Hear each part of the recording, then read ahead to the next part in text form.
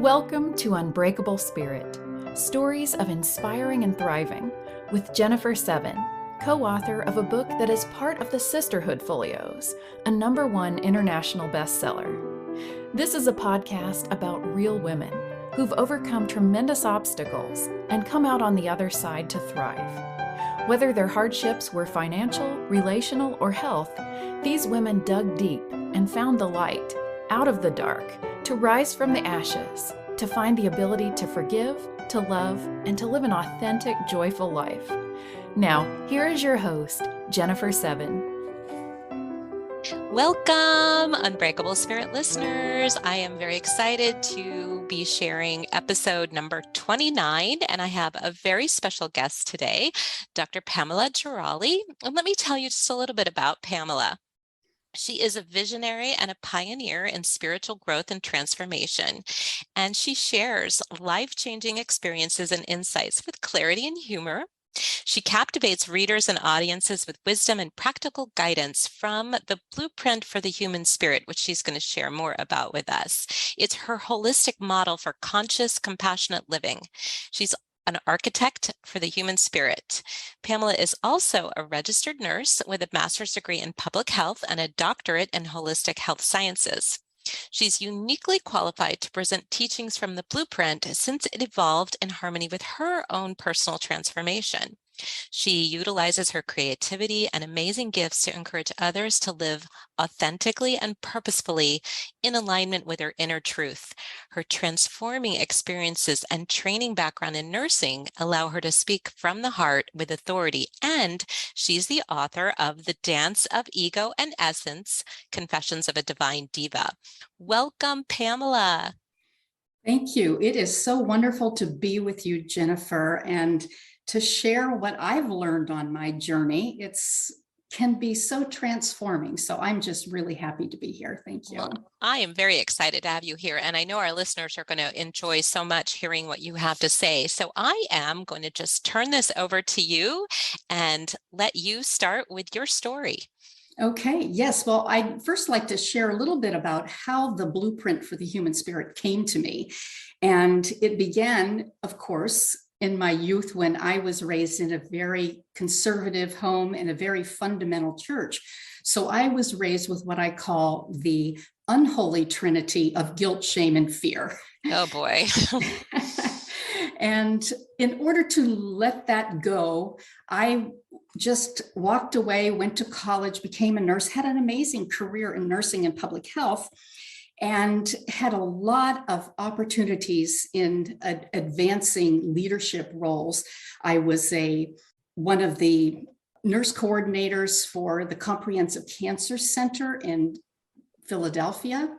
I worked for the American Cancer Society as a national consultant, and I also was the program director for Prevent Blindness America. So I had a lot of really amazing opportunities that helped give me some great background in program planning and community outreach and whatever.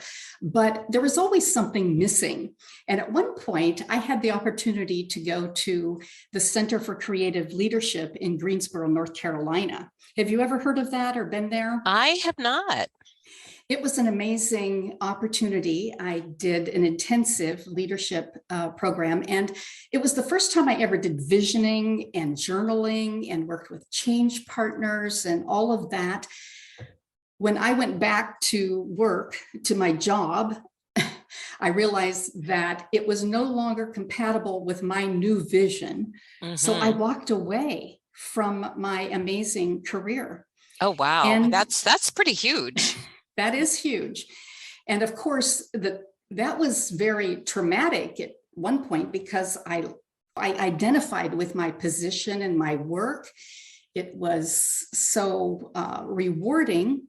And I lost my income. Fortunately, I had just gotten married, so I didn't have to worry about paying the bills. But I had to let that all go because I knew that there was something more. And so I pursued a path as a spiritual junkie. Then I read everything I could get my hands on. I went to every workshop I could go to, studied all the masters, tried all their processes, and did my best to become more aware and awake. But I was still fearful because of the way I was raised. Well, So, I would just have to ask you, so when you were yes. in that creative program, that the one that Mhm. you were in before The you made this big leadership. change, was there like an awakening for you there? Did you know before you came back that something was going to have to change? Well, I just felt different. Mm. And we had done all this visioning. And so I Mhm. had these experiences that were really powerful. And I didn't understand it, but I felt different. And so when I went back to work, it Felt just different. didn't feel like it gelled with who I Yeah. was anymore. Yeah, it was like it wasn't aligning with you anymore. Right, right. And of course, I had left all the spiritual stuff behind, or the religious stuff behind, Mhm. because it didn't work for me. And so my life before that, for at least 20 some years in my career, I had no spiritual input because I just didn't know how to pursue it. But this was the moment that my life changed and I went down a whole new path. So, in the process of all of this reading and studying, I was still fearful and I wanted confirmation about what I had learned, if it was right or not for me. But So is that what the fear was, that you were like, am I crazy? Am I going down this path I shouldn't be going down? Or you needed some validation? I needed validation. But not only, I didn't trust myself at that time to be able to know what was right or wrong.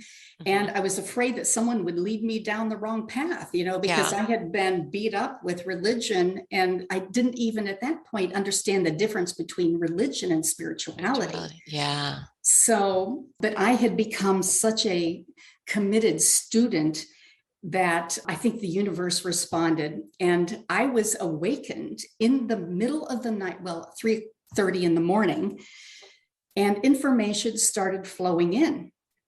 And I was just so amazed that after about an hour and a half, I got up and I typed it into my computer. Wait, and This how was it happened. coming to you? Was it just like, just were you like hearing words or messages in your head, or was it like a dream? I was awake, and it was almost as if I was just aware, almost as if I felt what was right, or how this information all fit together. And it started as a simple mind, body, spirit triangle. But for 3 to 4 days a week, for 6 months, I was awakened and received information. Wow. Wait, was it at the same time every day, Yes, every night, 3:30 in morning? the morning. There's something about that 3:30 in There the morning, isn't there? is. The skies are clear. And so it was so powerful because every day I receive new information.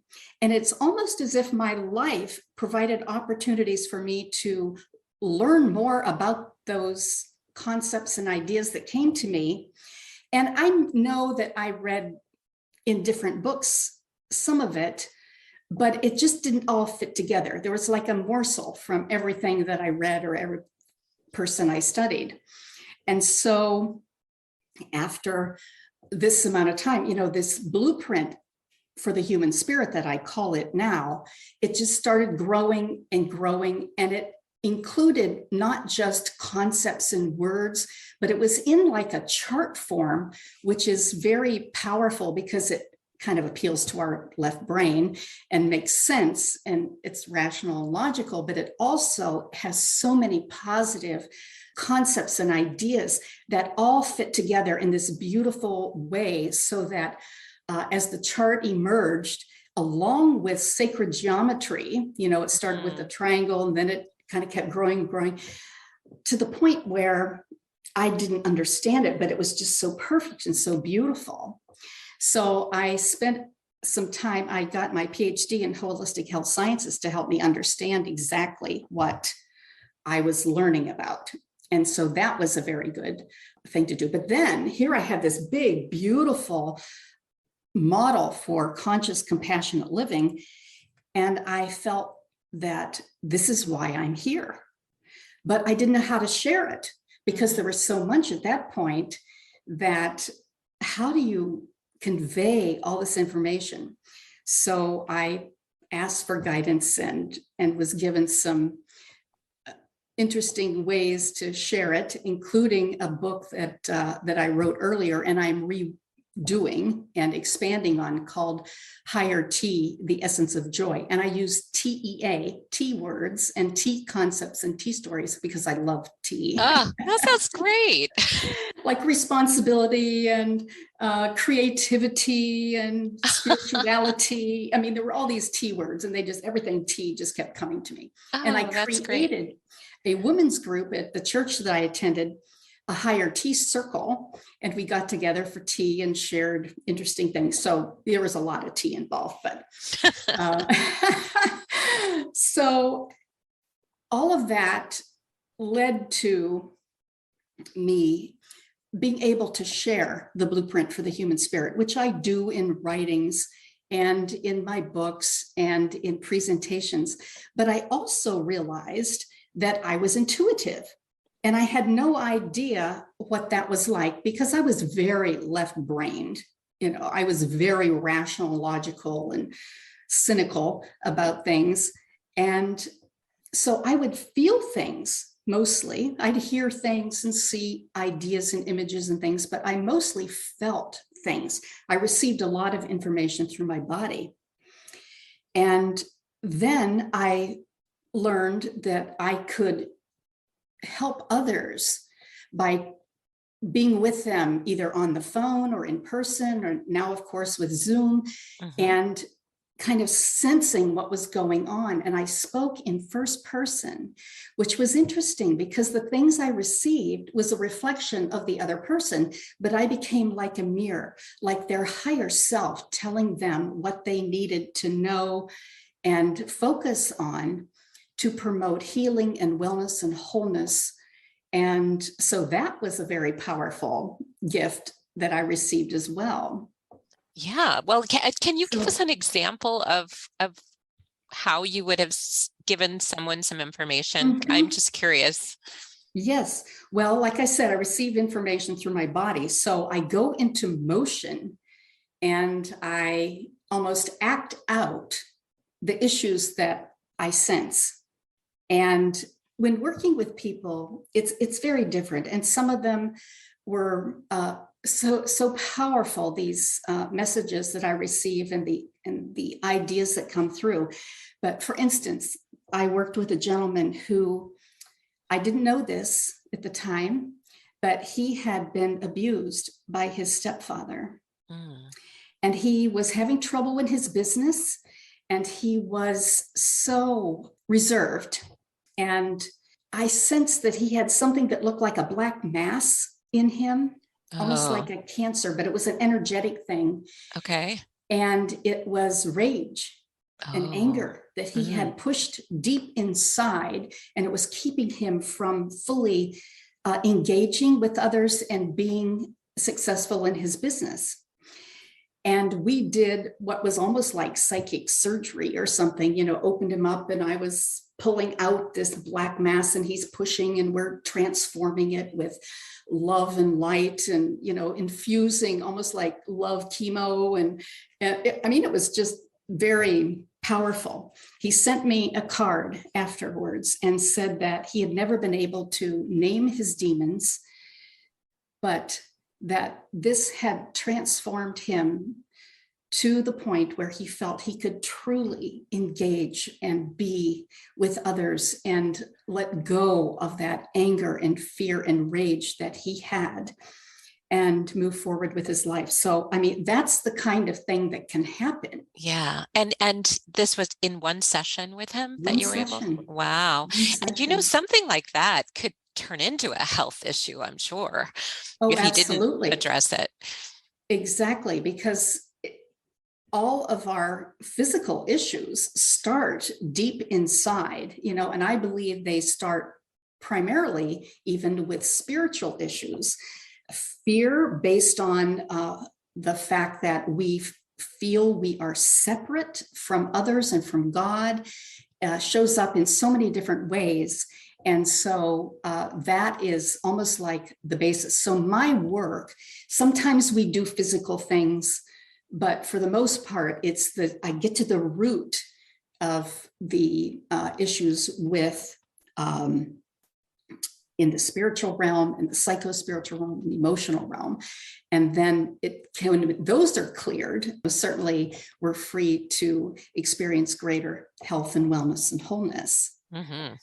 So that is a powerful gift that I offer. And certainly that's something that if people are interested, on my website, I have a little more information about that. I call it spiritual blueprinting because it is all based on the blueprint for the human spirit, and it all focuses on different aspects of life, which is what the blueprint reveals.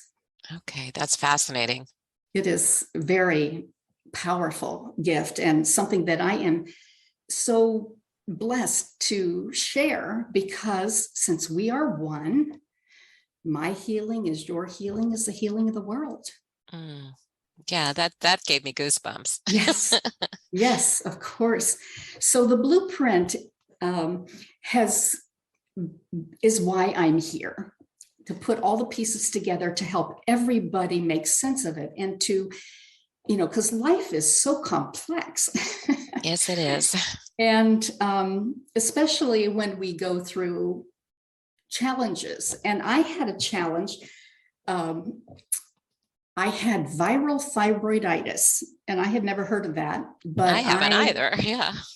I had bronchitis, and then I got an infection kind of in my thyroid that put me down, because my heart was racing. So they had to give me something to stop that. They had to give me something to suppress. There was an abundance of thyroid hormones going on. And it wasn't like the hyperthyroid. It was a hyperthyroid thing, but it wasn't Graves' disease. It was a temporary thing. So after 6 months, when I felt better and I healed, I hadn't worked in a while because I had been so busy helping so many other groups and organizations that I wasn't doing my work. And I think the universe said, well, if you can't say no, we'll help you. The universe is really good at that. It's like the 2x4 that comes across the forehead. Like, wake up, we have other things for you to do. So I had to, kind of let go of all of those fun things that I got so much joy from, so that I was free to refocus. So when I felt better and I was energized again, I said, okay, to the higher powers that be, what would you like me to do first? Yes, where do you want me to I'm going to put it in your hands so that I don't get sick again. Right? And I had all these unfinished projects in my computer, that I had been working on and never were quite good enough to share. But I was told in so many words and ideas to journal confessions for 40 days. Oh boy. Your confessions. My confessions. Oh my. And I'm like, really? I've been a spiritual teacher here for 20 years or so. What on earth? And so, I asked, so I decided I better follow through. So I went to my office and lit a candle just for a focal point, something to do. Mm-hmm. And I sat there in the silence for a couple minutes, and this word came to me: discipline. Okay. And of course, that created this huge visceral response where I said, I can't stand the idea of anybody telling me what to do or how to do it. I'm very independent. And I thought, oh my goodness, there is my first confession. So I grabbed my journal, I wrote it down, and then I just wrote. It was almost like it poured out of me all of my experiences with discipline, and how I was harshly disciplined as a child because my parents were so fundamental that they believed that everything was a sin. You weren't just being disobedient, you were sinning. And so That's pretty bad. And then I realized that I became another source of discipline for myself, because I was very, I expected so much of myself.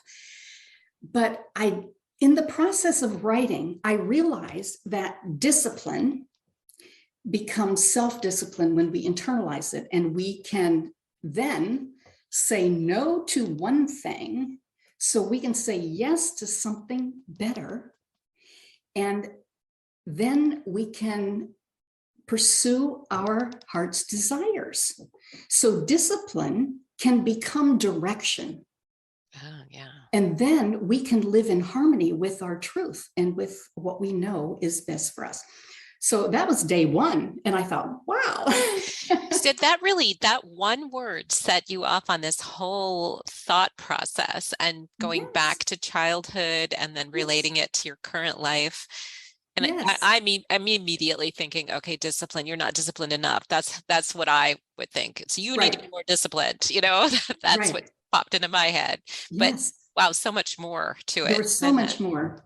And the next day I sat there and the word scattered came to me, and I'm like, again, I had this visceral reaction, because when you're a creative spirit, you're out here and out there, and I'm hyperactive, as you can probably tell by how much I move around.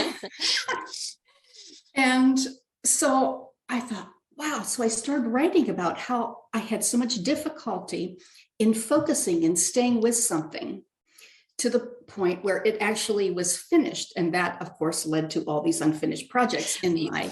Yes, that you just referenced. Yeah. Because they weren't quite good enough. Yes. And the universe is kind of like, just finish something. Just do it. So scattered became focused. So how we kind of bring it together and kind of stay the course and use our intention and our perseverance to kind of continue every day for 40 days. That happened. I had this huge visceral reaction. And as I wrote my stories and my experiences, I realized how much I had learned and how much I had changed. Now, I still had those visceral reactions, because that's the old, when something pops, that's the first place you go. Mm-hmm.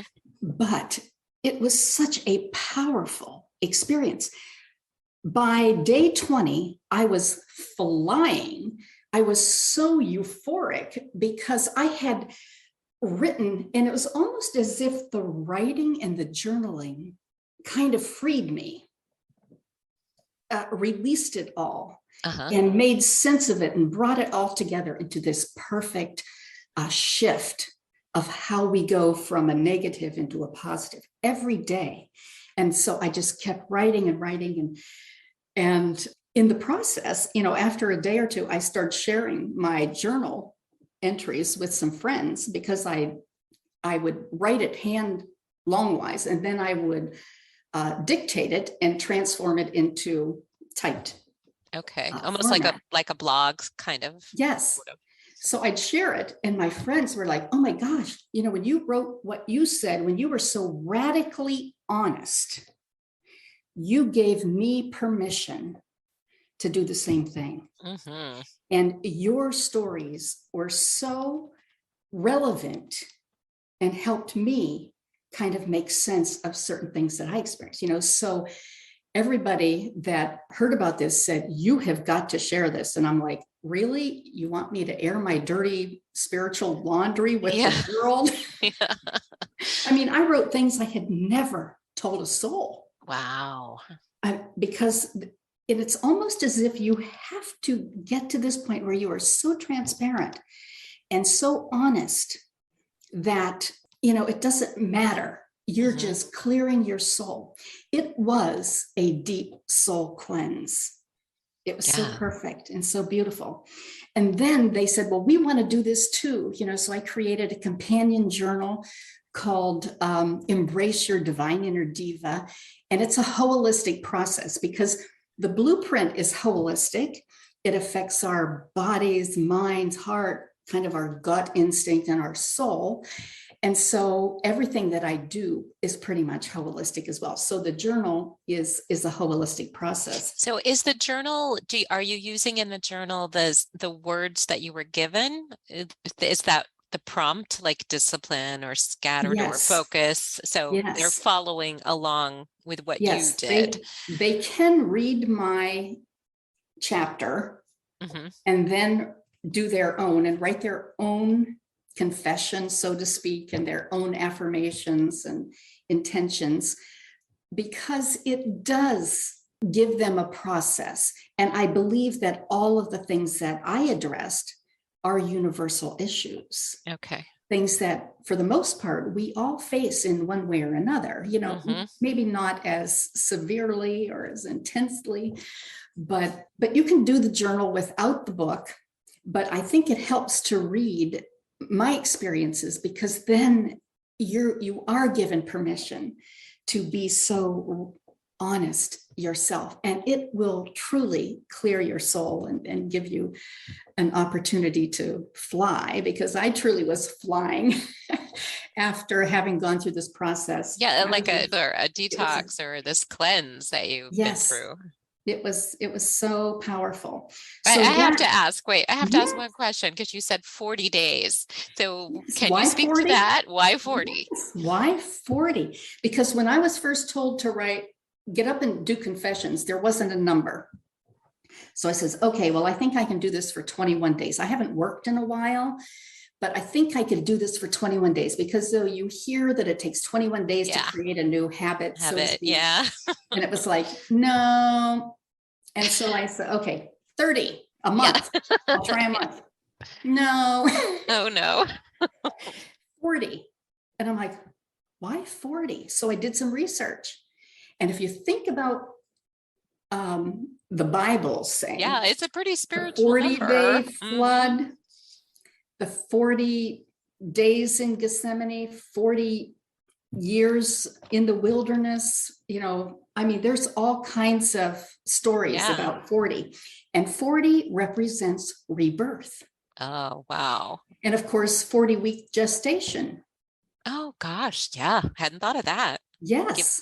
Giving birth, right? I gave birth to my higher self, so to speak, or my, divine diva essence. And, but it is such a gift. And I would encourage everybody to do this, to go through that process, because it will clear your soul, will give you so much freedom to be all that we are. So that was one experience that I had that was truly transforming. So the workbook, is it just, because I'm trying to visualize it in my mind, you give them a prompt, or a prompt is given to journal about in the workbook? Yes. Kind of like that. And for instance, with the topic, I just offer a few questions for them to respond to, just as they share their story.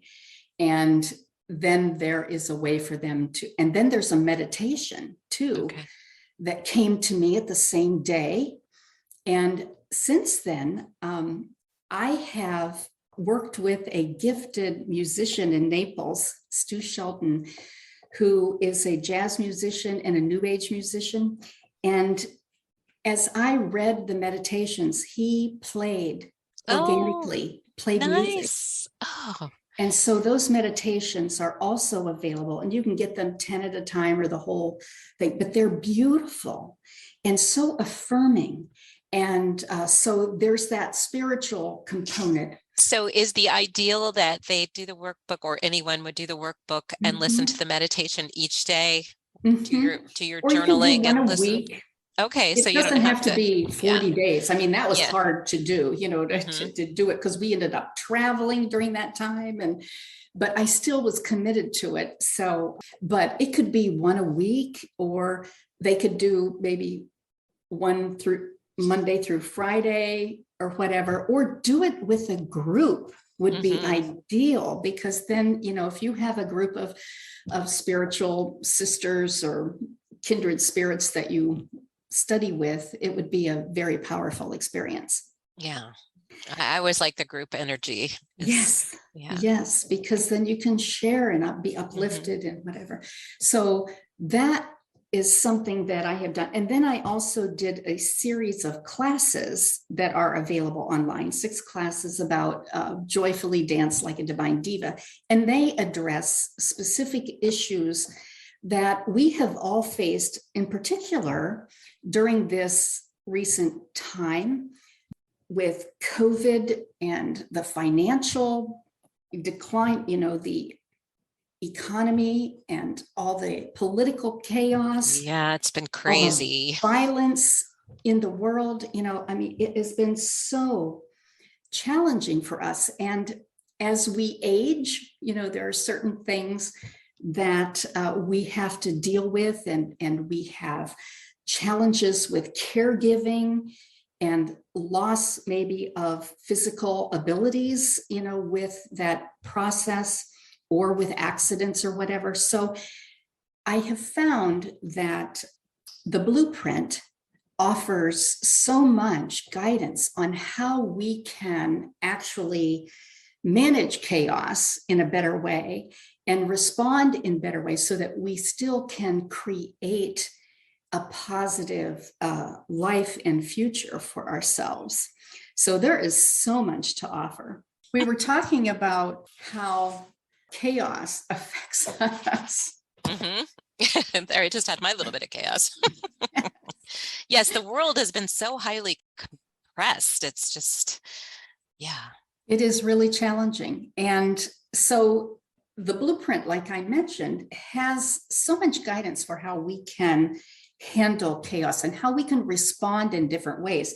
Certainly, when something happens, we tend to respond in a few standard ways. Some people freeze and do nothing, which is not stressful, but it's not productive.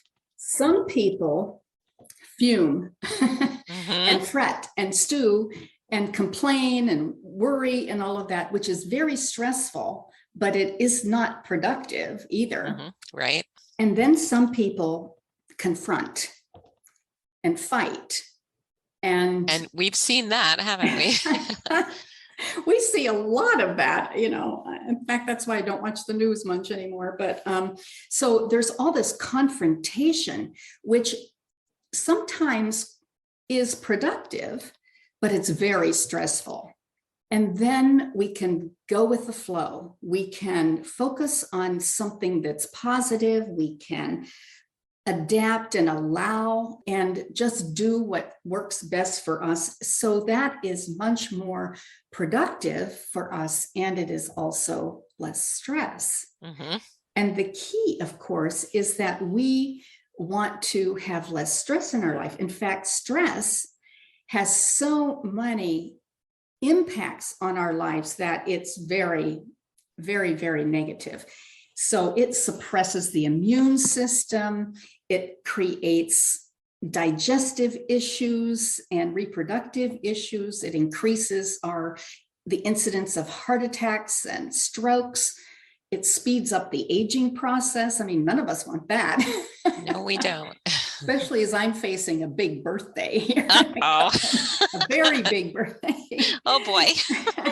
That's exciting. It is. I'm just so excited that I have this much energy, enthusiasm, and whatever, because I was going to retire and just let it all go. And I thought, no, I can't do that, so. Well, not having a clue how old you're going to be, you look fabulous. Thank you. So I'm a great grandmother, so that may give you an idea. Oh, listeners, she's beautiful. So stress also increases anxiety and depression and other mental health problems. And it causes us to question our faith, even in God and the universe and others. Yes, like, why did God let that happen? Or why is God letting this happen? Yeah. Yes. And so my husband and I just spent 2 months traveling. I was doing a lot of book signings and speaking engagements and things. And we travel in an RV, which is a lot of fun. Yeah. You guys managed to get along okay inside that RV, huh? We do. And we did have one very scary thing happen. we were driving west of Chicago on a superhighway and we had a blowout. Oh no. Oh, that is scary. And it was scary because there was a guardrail and about a 70-foot drop. Oh, yikes. And fortunately, my husband was driving and he was able to get us safely off the road. And we had a special service, something like AAA for RVs. And within 2 hours, we were ready to go again. And so, I mean, that was very, very fun, scary. But we came back to Naples, Florida, where we live. And of course, everybody knows what happened here. So on top of all the stress that we have in life in general with illnesses and politics and whatever, we had Hurricane Ian to deal with. And yes, and now climate change. Climate changes and everything that everybody talks about. I mean, there's so many issues like this. But I feel very fortunate that we had almost no damage, just a lot of debris, because Mother Nature did a major pruning. Yes. Major pruning. But I feel so saddened by what has happened to so many people who lost so much. Some of them lost their lives, some of them lost their homes. The storm surges just devastating, devastating. They said, what, a 500-year event, that it just was that bad. Just very difficult and very challenging. And so with this additional chaos on top of everything else, just as we're kind of getting over COVID and all the stress from that and being isolated from that, here we are. So I am very grateful that we didn't sustain major losses, but my sister-in-law did. She lives in a high-rise on the beach and 5 feet of water came in and they have no power, no air conditioning, no elevators. I walked up and down her steps to the 10th floor. Oh my 3 goodness. times one day to help her get some of her stuff. And so did they have to move out of the building? She had to move out for 6 months to a year. Oh my goodness. Yes, because I've seen some pictures where the sand is like carved out from under the building. And so then you're like, oh my gosh, this building Unstable. Cannot be. And then there was that horrible building collapse, on the east coast of Florida some months ago. Right. So now we're so aware that could happen. Yes. So, I mean, all of these things, on one hand, it's so sad and it's such a challenge, but we still can learn how to embrace our abundant divine inheritance because we have so many gifts that God, the universe, has provided for us. And then, when we shift out of negativity into positive ways of thinking and feeling and being, that helps. We have to start focusing on the good, and we have to see through to a more positive future also. And also in times like this, we see how resilient humanity is and how people come together and help each other, which is so great. We've heard so much about random acts of kindness, but I would challenge everybody to take it to the next level and do constant, continuous, passionate acts of compassion to just help people on a more so they're not ongoing basis. Random. They don't need to be random. Yeah. They're intentional. It's so true. It's what you're saying is so true. And I talk a lot on my show about the practice of gratitude or shifting that mindset to the being grateful instead of the negative side. It's the positive side of things. Right. Maybe, I hit that traffic light, but maybe that prevented me from being in an accident a mile up the road, instead of being so like, oh, I can't believe it, I'm going to be late. Maybe I'm supposed to slow down. And Resilience. That's another word I've been hearing a lot lately Yes. about how to be resilient and that we can be resilient Yes. and we can make it. We can make a difference, yes. But the blueprint offers some guidance on how we can do that. Mm. And certainly when I went to that program where I did visioning for the first time, that gave me some ideas, but the blueprint includes that. That's kind of starting with like an inspired idea from spirit.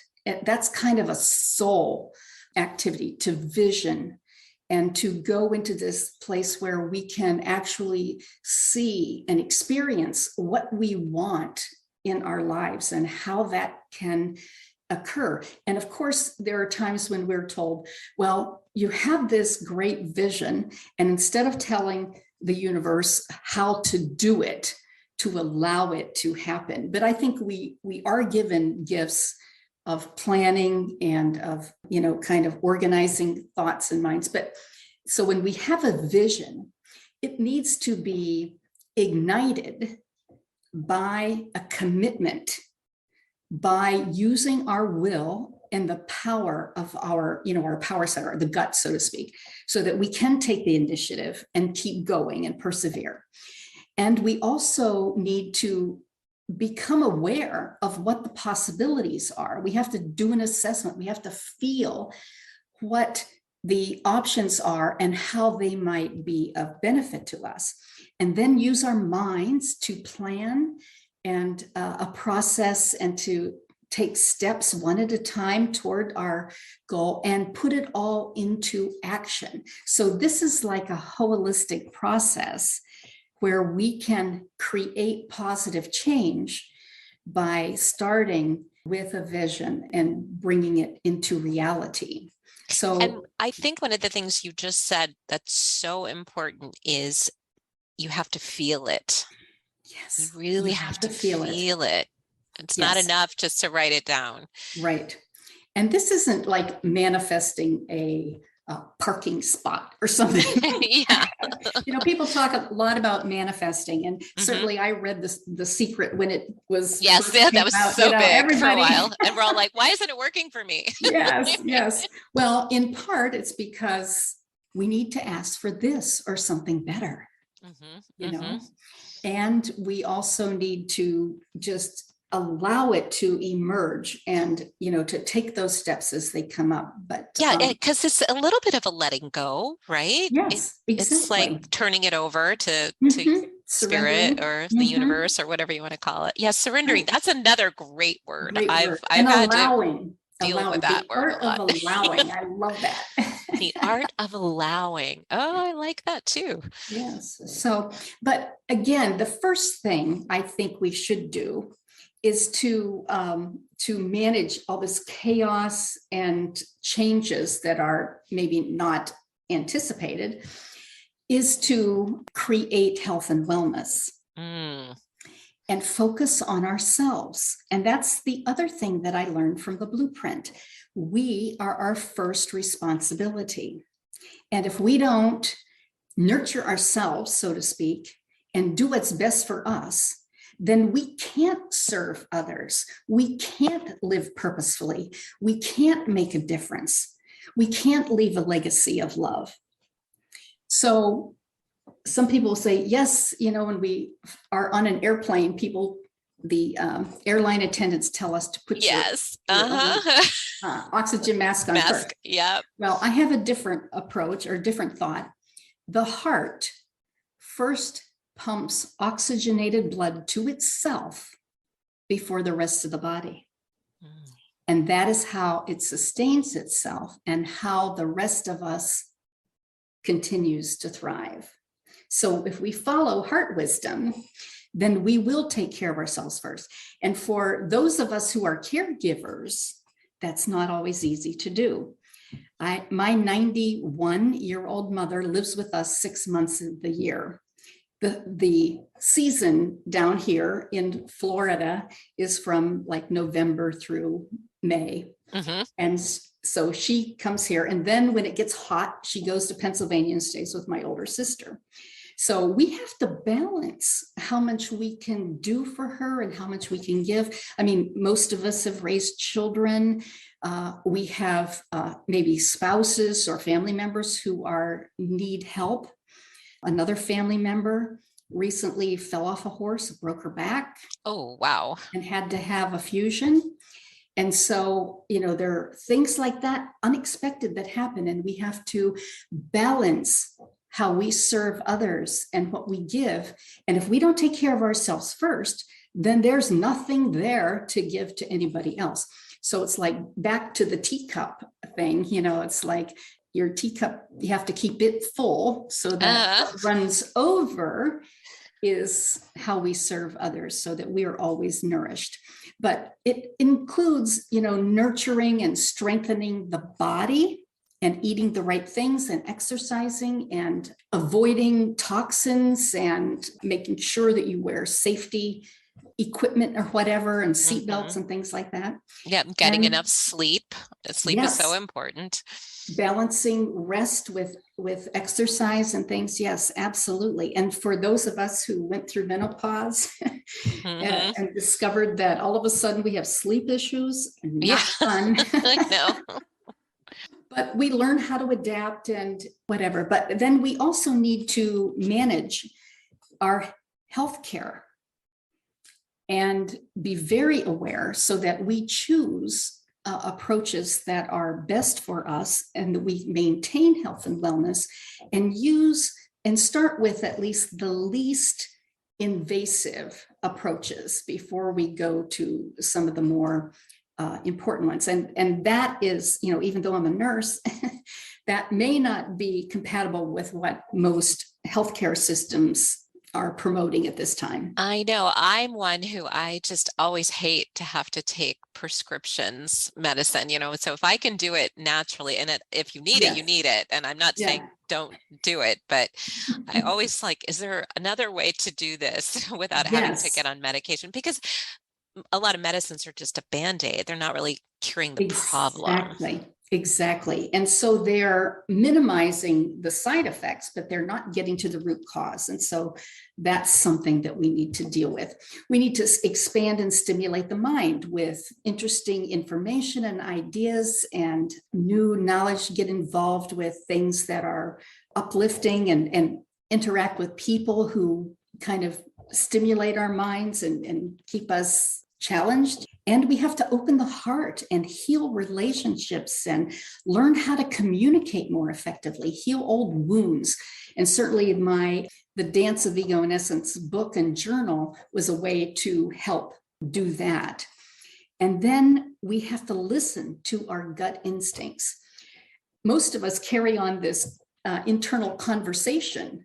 And if we listen to it, it would help us. For instance, something simple like, am I going to need a coat when I go someplace? Well, if you ask, take it, because then you won't be left high and dry, so to speak. Yeah. Another thing is that we want to live in harmony with the essence of our being, with, the spiritual essence. And certainly the blueprint shows how the body and the mind and the heart and the instincts are all, when they are brought into alignment, so that our thoughts and our feelings and our actions are in harmony with our inner knowings, then we truly can live more authentically and in a sense of balance, and feel a greater sense of wholeness. So the other thing, of course, is to do things that make our energy, raise our energy into higher alignment. There are certain foods, for instance, that we eat that lower our energy. We're talking a little bit about higher vibration. Higher vibration, yes. Certain things that we can read, when we watch TV, certain types of music are more uplifting and others can drag us down. So we need to make choices in our lives that raise our vibration, that allow us to function in greater harmony with the truth of our being, with essence. So those are some of the things that I've learned along my journey, and from the blueprint for the human spirit. So if you get the book, then it will guide you through these areas that you just discussed. Right. Yes. Because I'm just sitting here thinking, well, that's a lot. That's a lot. That's a lot. So where do I start? Yes. I do have another book that's in the works that is Embracing Authenticity, that talks specifically about some of these things.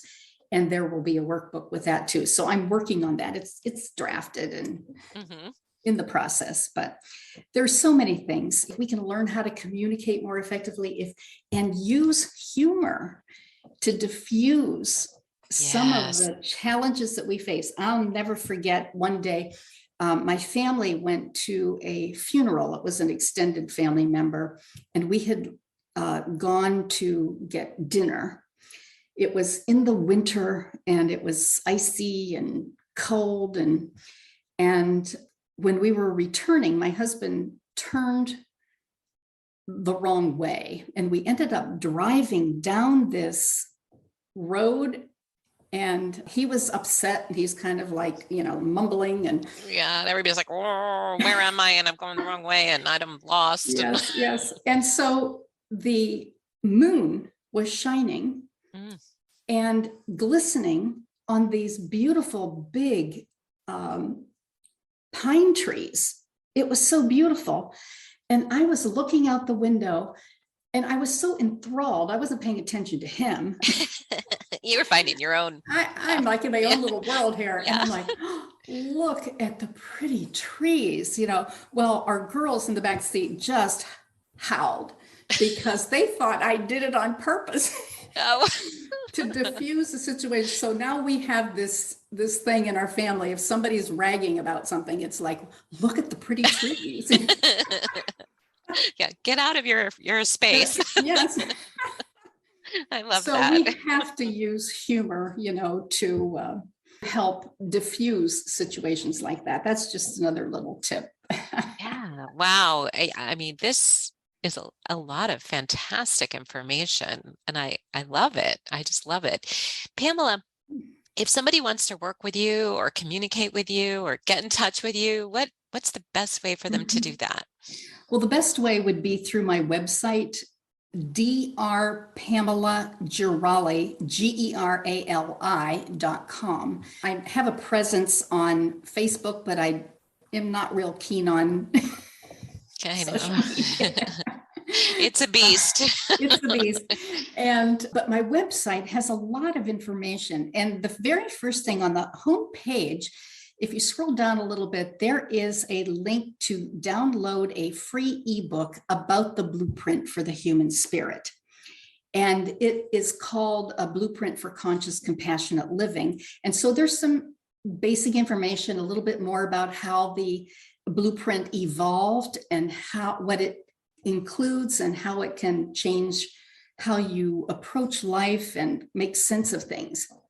So that's the first thing. And then that'll give you also access to my blogs. And of course, in my product page are all my books and the journal and meditations and the workshop and stuff like that.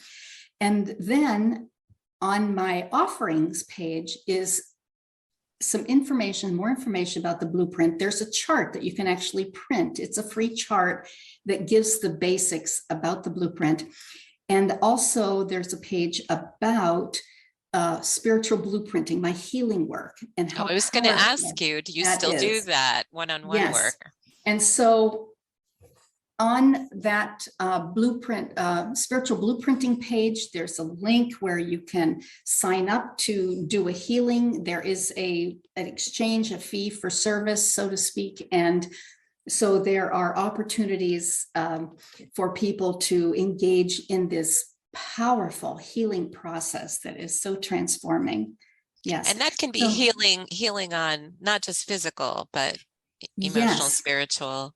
Yes. And because I'm a nurse, everything's about healing, so it's changing how we view things. And what I have discovered is that most of all, it's like a change in perception in how we view things is almost instantly can create healing of the mind, of the heart, or whatever. So a lot of information is on my website, drpamelagerali.com. And certainly I would just want people to leave with a couple key things about being authentic. And the one thing was to take excellent care of ourselves first. Yeah. Because if we don't do that, then we can't do anything else. Right. Open our mind to embrace new things, to heal the heart, heal relationships with forgiveness, and learn how to stand up for ourselves and our beliefs so that we're not diminished by anyone who we may run in contact with. I know every one of us have what I call our primary teachers, people that push our buttons. I like that, primary teachers. That's There a better are way to look at it. Instead of our primary irritators. Yes.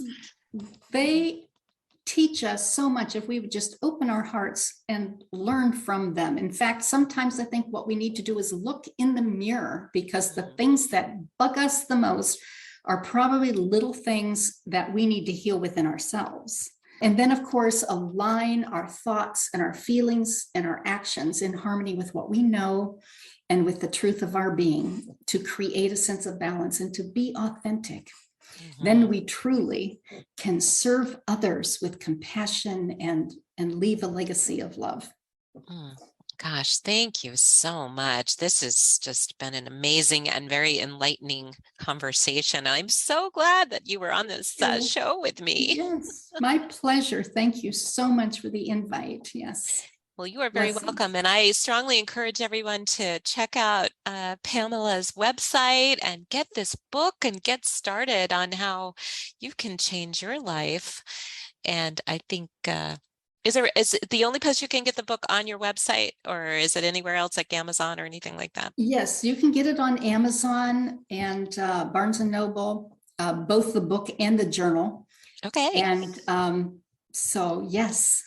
Okay, well, Unbreakable Spirit listeners, I strongly recommend that you do this. Check it out, get the book, and I'm going to put all of this information, all the contact information, the website and everything in the show notes so that you'll be able to access that later if you missed it during the show. And Pamela, just again, thank you so much for being on the show and sharing all your wisdom. My pleasure, my blessing. Thank you. Thank you. Thank you for joining us on Unbreakable Spirit. To learn more about Jennifer and her holistic weight loss approach, visit her website at 7company.com. That's the number 7company.com. And please join us for our next episode, where we'll hear from more women who overcame hardship and learned how to thrive.